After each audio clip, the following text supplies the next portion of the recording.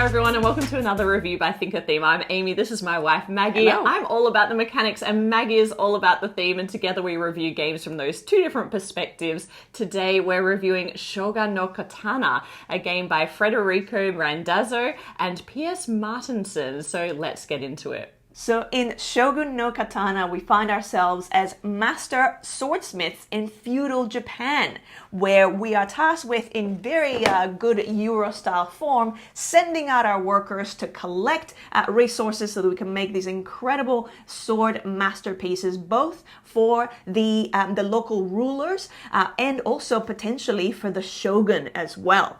The way we're going to be doing that is making sure that we also line up our production line very carefully so that as we are making our swords, we don't get in our own way as we're aligning and putting in, okay, well now we're going to put in the wood components and now the leather and now the lacquer. If things start getting a little bit all over the place, we're going to get stuck, and that is a problem. Ultimately, we're going to make sure that we're designing or decorating our swords and creating these magnificent pieces that are going to bring us status and rank and victory points when we deliver them, if we deliver them. Okay, so the main thing that we're trying to get done in this game is creating swords, and we're trying to decorate them and get the most money and prestige that we can for these swords. So the way that it works is through worker placement. So at the beginning of the game, you have 4 workers available to you. As you complete swords, you're going to be unlocking other workers, and if you've got the money to do so, each round you have the ability to recruit extra workers in the form of these monks. Now, swords are represented in this game by these tiles. So you can see that we have 8 laid out here for a 2 or 3 player game. Each of these swords require different resources in order to complete them. But one of the best things about these swords is you get paid up front. And so when you do take a worker and put it out on the board in order to get a new sword, you actually get paid straight away. So it's one of the best ways to generate money in the game. Now, why do we need money in this game? Well, guess what? We need to buy those resources. And so the main way to get resources, or one of the main ways, is to go out into the market. So this is another worker placement action you can take. And you can see there are 4 main resources in this game: wood, steel, stingray leather, and lacquer. And the prices are shown here. When you go to this spot, you can buy as many as you want. So you're going to need to save as much money as you can before you go there and really stock up on the resources, which you're going to keep on your individual player board. So let's now talk about the forge board, or your individual player board, because it's really the core puzzle in the game. So every time that you get a new sword from the board, or in this case this is my starting sword,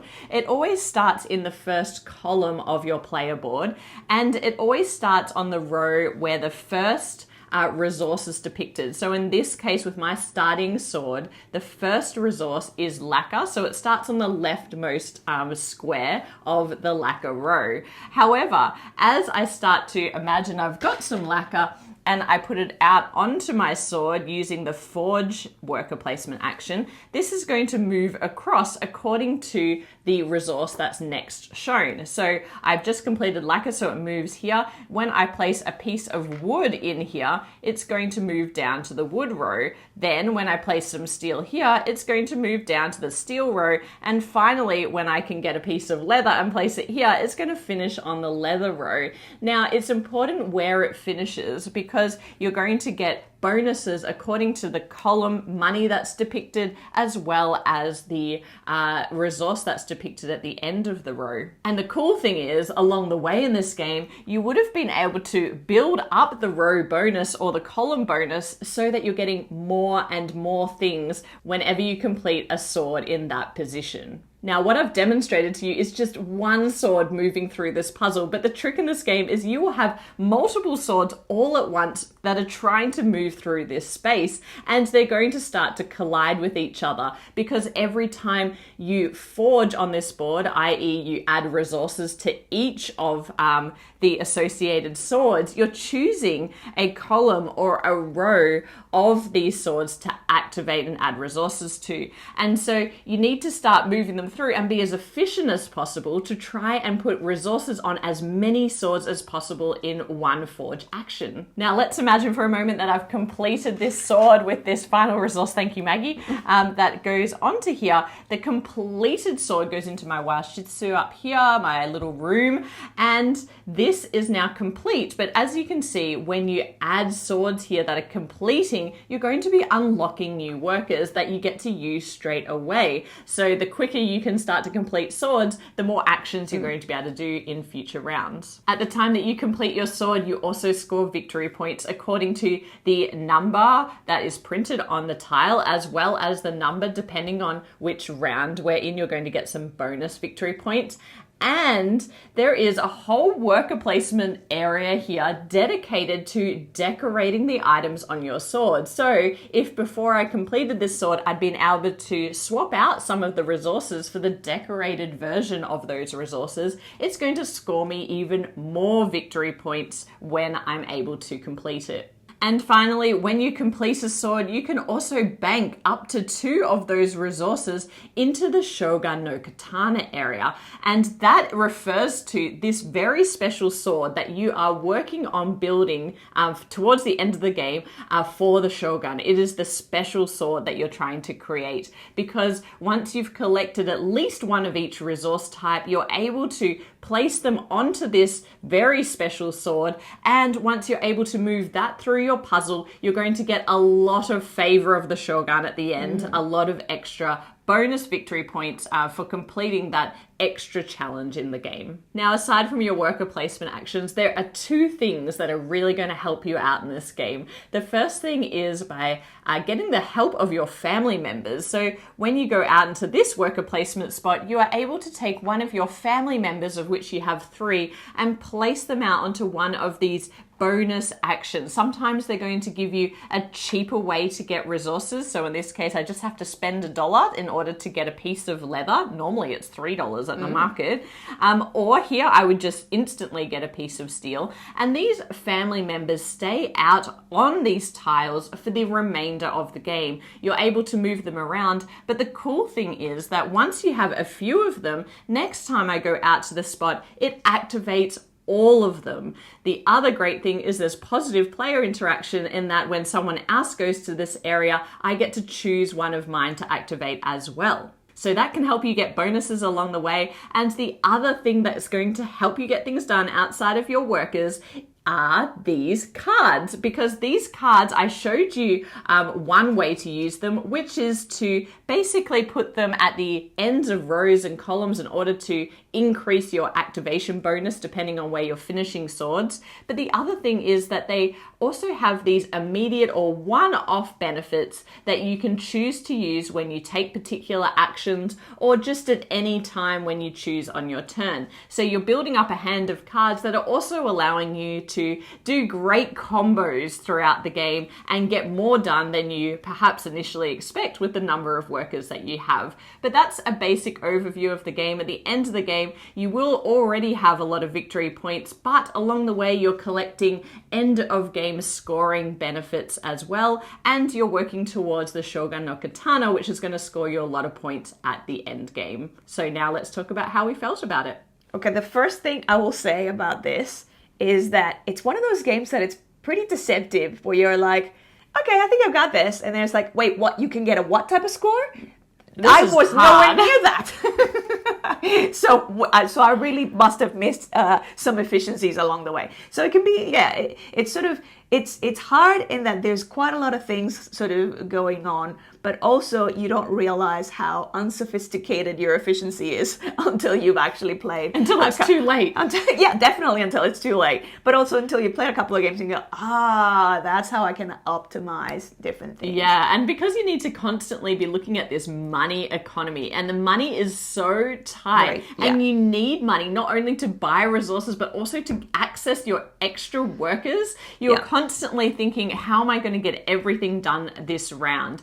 But it is one of those games where, like Tapestry, where you're aiming for 300, or Gashon Clever, or any of those games where there's a score and you're just like, I'm not even a third of the way there. That's how I felt about the building the swords, where you can see there are 8 spots for swords on our player boards, but actually in the first few games, you're going to only do maybe 2 or 3. Maybe a couple, and then be like, how could anyone How ever could possibly you do this? Yeah. But now that we've been playing this quite a lot, it's normal to get 7 or 8. And so that is kind of when you first start playing this game, you're like, it's impossible. But no. It's actually possible. But you do need to be really careful about the order that you do things and make sure that when you do send a worker out, you are able to maximize the opportunity of that space as much as possible. And it's like so much of it is not just the sequence of going, okay, I make sure that I align this, so then when I send my worker here, it's going to pay off. But also is the sequence of what are other players going to do? Because there's 2 spaces in particular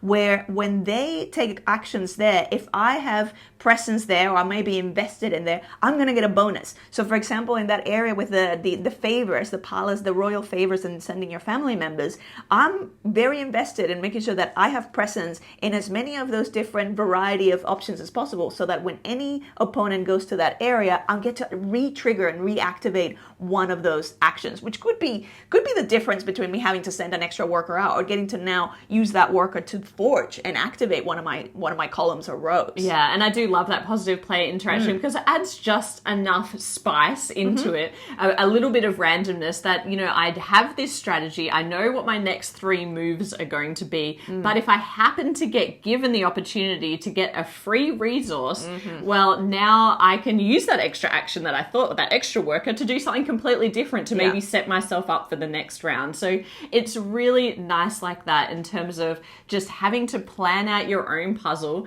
but also like keeping an eye on what everybody else is doing and thinking about at what point am I going to grab this monk, because, and we should talk about this, I didn't talk about this when I was saying about how the game plays, but the monk have special abilities. Yes. So when you recruit them, first of all, they escalate in cost throughout the game. So in the first round, just to recruit one of these is 5 coin. In the last round, it's 12 coin, and you're really struggling to get the 24 coin that you need to get the 2 extra workers that round. It's almost impossible. It's very difficult. It's very tricky. Yeah. But when you do recruit one of these workers, you are able to use it straight away. And when you use it in any of the worker placement areas, so either out on the board or on your own puzzle, it gives you a monk bonus that you get to, maybe get an extra movement of one of your swords, or maybe you get to move one of your decorators further to the right, which is going to help you get more coins every time you decorate. And so they're really useful workers and they have that like special ability that makes them even more appealing to try and recruit. But it's so difficult because in this game, money is so tight, and the main way you get money is by adding more swords to your slider puzzle, but the more things that you have to juggle in your slider puzzle. A lot of times your queue is full, and it's like, there's a really great sword that I want, but if I already have something starting on that row, there's no space for it. So I'm not going to be able to take it. And so you end up taking something that might be suboptimal, and then just for the sake of getting some money, just get that contract, pick up that contract or whatever it takes, get that deposit, lock it down. The other thing that we haven't really mentioned is there's a little bit of a set collection game as well, because depending on the area that you pick up that contract from, which ruler type flag that you get that from, that's going to become the little flag for that sword as you're constructing it. When you construct it, you then end up getting a little set collection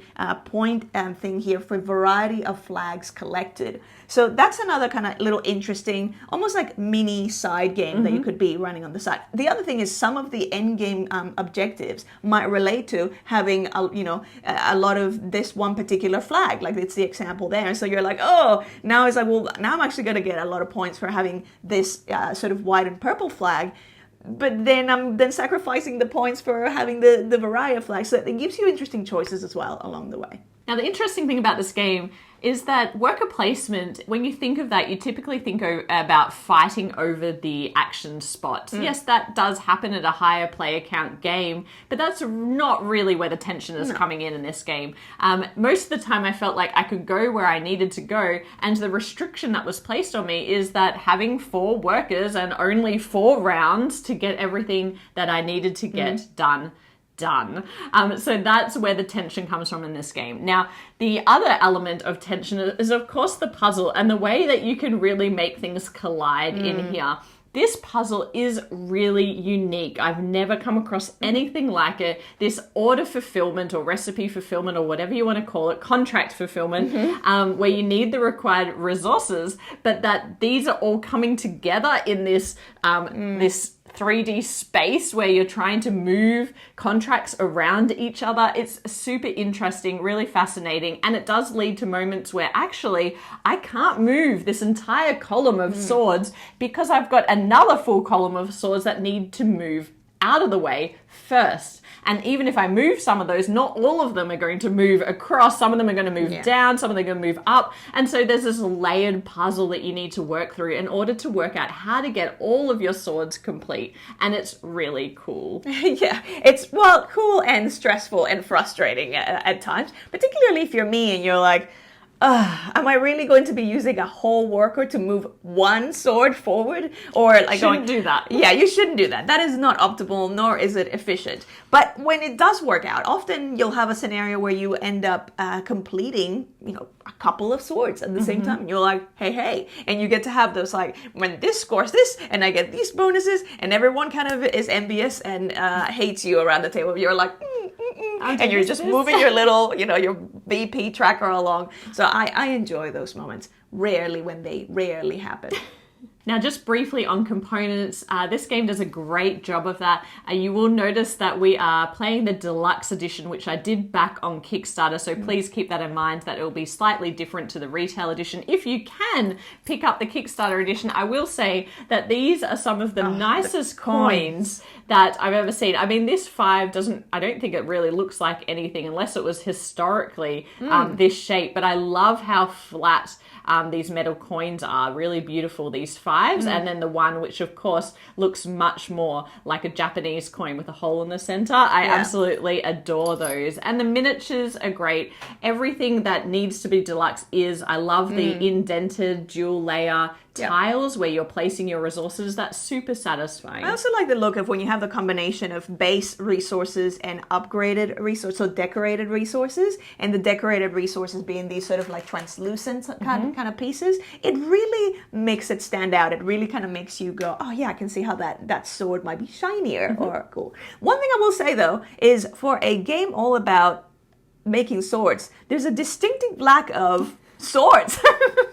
So even the actual tile that represents the sword, even when you complete it, there's no sword on it. No sword. There was a part of me that's like, oh, it would be really cool if there was like a sword at the base of that. And so if you've got the decorated bits and it's all the translucent ones, when it's completed, you get to see through and see the sword underneath. But yeah, the woes of the themer. That is a true puzzle. It's a puzzling sort of thing for me. Yeah. But one thing that you did really like about this game is that the game came with an entire booklet full of historical context. Great cultural consultation in here. So they actually got from memory now, it's a professor, a couple of cultural consultants, but one of them is actually a professor in specifically Japanese, like that period weaponry in Japan. So it's like, this is going to be someone who really understands what we're talking about. I liked how detailed, like there's a whole booklet just dedicated to the historical context, and then they kind of go almost rule by rule or component by component, area by area, going, this is accurate,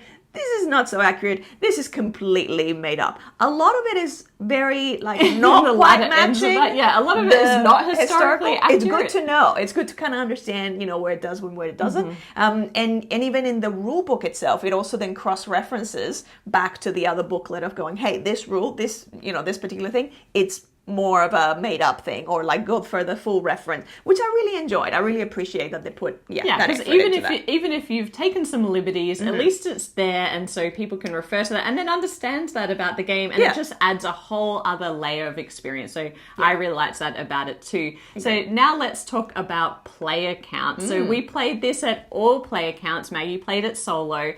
For me, my favorite player count was probably 3 people. At 4 or it's just, a little bit longer. There is more positive player interaction because the interesting thing about this game is it gets slightly, not easier, but you're certainly getting more bonuses from the positive player interaction. The more players that are included in the game, in between turns, you're getting to do more things. So that's a really interesting element. But at 3, I quite liked the tightness of the sword, swords up here, because the same number of swords are out for a 2 or 3 player game, and sometimes I really felt like, you just took the sword that would have been perfect for me, and so I really liked that. Yeah, 3. I agree. 3 would be my preferred player count. I just felt like there was enough of opponents activating the area where I also get to have a benefit, but also it sort of flowed enough. I was sort of whereas I think in the 4 player one it's a fine one at that rate, but I just like a snappier kind of game. At a 2 player, it works at a 2 player. Yeah, it but does. it's this.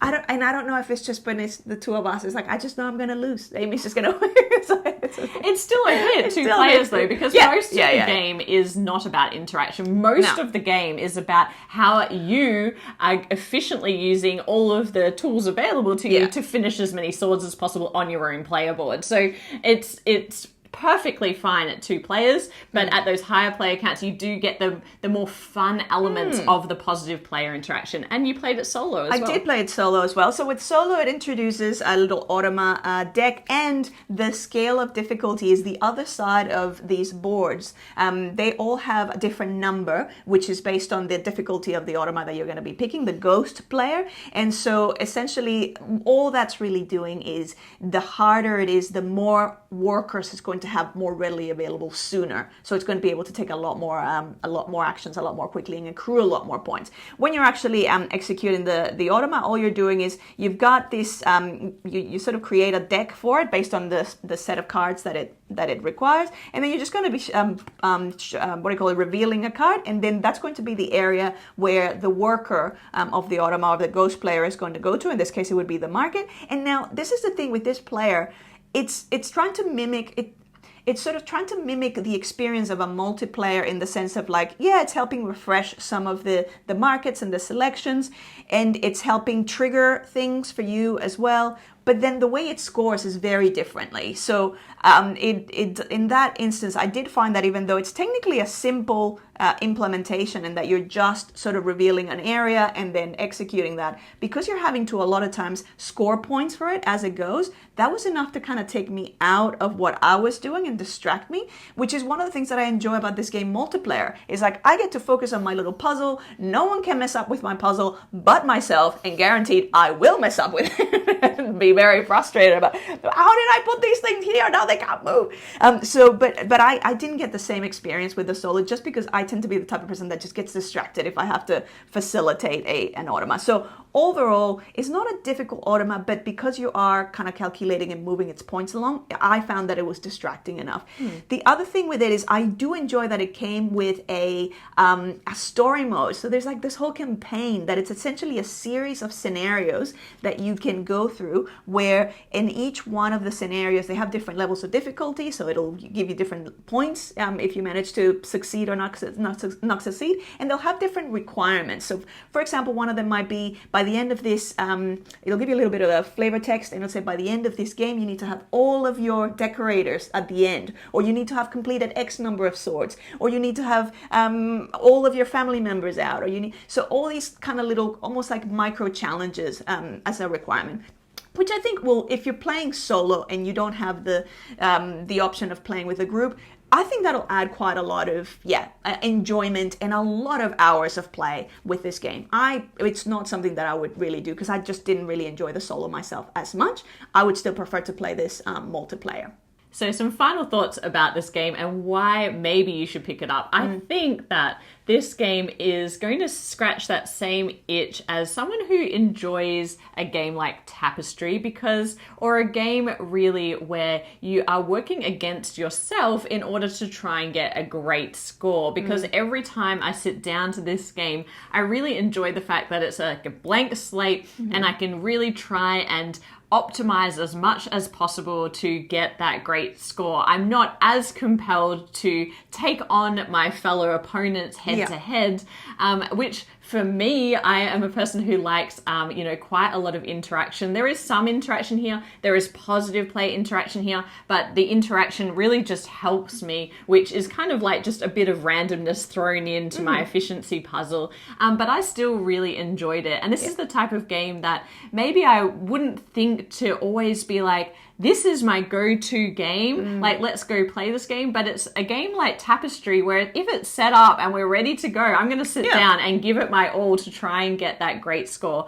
One thing that holds it back a little bit for me is this Shogun no Katana, or the Shogun's Katana, which is the fancy sword that you get to make at the end of the game. I found the rule set for the scoring of that, also the creation of that, quite fiddly and probably a little too much. And when you're teaching it around the table, that was the point where I'd teach everything else, get to that point and be like, oh, do we really need to worry about this fancy we'll sword? address this when we start completing swords, and then it becomes a thing. Yeah, so I like that it's in there as this ambitious goal of the last thing you need to get done, but the implementation of it is a little bit clunky. But I do like everything about the rest of the game, and so for me, it's a 7.9. Ah, that's very interesting. So I think for me, it's one of those where I enjoyed all the historical context. It wouldn't usually be a theme that I would be super attracted to, like just from kind of box cover alone. But I find that every time that I've played this, because it's so much about, essentially that contract fulfillment and those, putting those cubes and upgrading those little cubes. I really, every time that I've played this, I've enjoyed this. I think, is it thematic? I said there's elements that are thematic. Overall, sometimes things do feel a little bit more abstract in terms of like, why is this going to give me this benefit just because that's the card kind of thing. So, that's okay. I did like the replayability of it in the sense that all of these, there's a range of these that you randomize for each different game. Some of them give you actually like an ongoing ability. So for example, if you have your family member on that tile, usually like a darker tile, whenever you take this other action, you're going to get this sort of ongoing benefit. So I like that the combination of these tiles really determined the angle of my strategy with each subsequent game. So I really enjoy that. The objective cards that come out, I didn't mention, but an interesting thing about it is the first person to pass in a round gets first choice of the end game objectives, and they can build up to be a lot of points at the end of the game. And if you focus on what they're asking you to do, that's a really great strategy as well. So, and that adds variability in the game because some of them might demand of you that you do more decorating than you otherwise normally would. Yeah. So for me, it's also going to be a 7.9. Actually, we have the same score for slightly different reasons. But yeah, I find that I enjoy myself every time that I play it. Now, is it a game that I would be like, let's go play this one? Like, it wouldn't be the game that I would suggest to play, but if it's out there and it's something that's ready to be played, I'm like, yeah, absolutely, I'll play it. It's interesting because it's not the kind of game where you can, like, I can go, well, this time I'm just going to go very heavy and focus on this thing, because you really almost can't predict up front. There's quite a number of variety of potential swords. Like, there's sort of piles of tiles there. And then, that combined with this mix of favors that you can get. And opportunistic behavior with the cards. Yeah, exactly. It's like there isn't really a set thing that you can go in up front deciding. You really have to be flexible and adapt to a little bit to of what everything. The game is offering. Yeah, but a really solid Euro. And if you enjoyed this review, please hit like, subscribe to the channel if you haven't already, and we'll be back with more board game content soon. But otherwise, bye for now. Bye.